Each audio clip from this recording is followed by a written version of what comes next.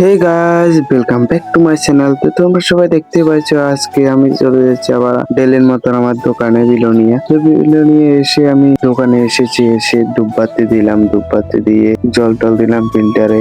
তারপরে দেখি আমাদের মালিক টালিক তো এসে গেল, হেলমেটটা দিল, তো আমি হেলমেটটা রেখে দিলাম। এরপরে আমি একটু জলের তৃষ্ণা দিচ্ছি, তাই জল খাচ্ছি।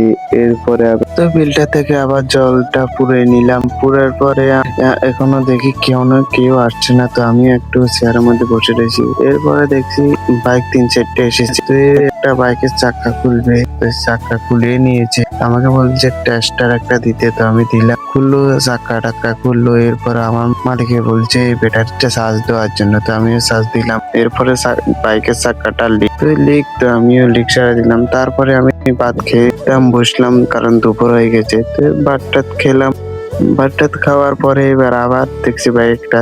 আর তোমরা চলে এই দোকানে আসতে পারো, এই দোকানটার বোর্ডটা চেয়ে নাও। আর এই দোকানটা হচ্ছে আর্য কলোনি পেট্রোল পাম্পের আগে, তোমরা চাইলে আসতে পারো। তারপরে এবার সন্ধ্যা টন্ডা হয়ে গেল, আমি টেস্টটা চেঞ্জ করে নিলাম, ধূপবাতি দিলাম। তারপরে আবার দোকান বাঁধলাম। দোকান বাঁধার পরে আমার কাকু একটা বলছে যে আমার বাইকে করে চল বনকর নিয়ে দিয়ে আসবো। তো বনকর নিয়ে দিয়ে এসেছে। তারপরে আমি বনকর থেকে ব্রিজের আগে নেমে দিয়েছে। তারপরে আমি ওইখান থেকে হেঁটে হেঁটে বনকর চলে এসেছি। তো এসে একটা টমটম ধরে নিলাম, টমটম ধরে টমটমে করে চলে যাচ্ছি। বাই গাইস, আবার নেক্সট ব্লগে দেখা হবে গাইস। Bye guys.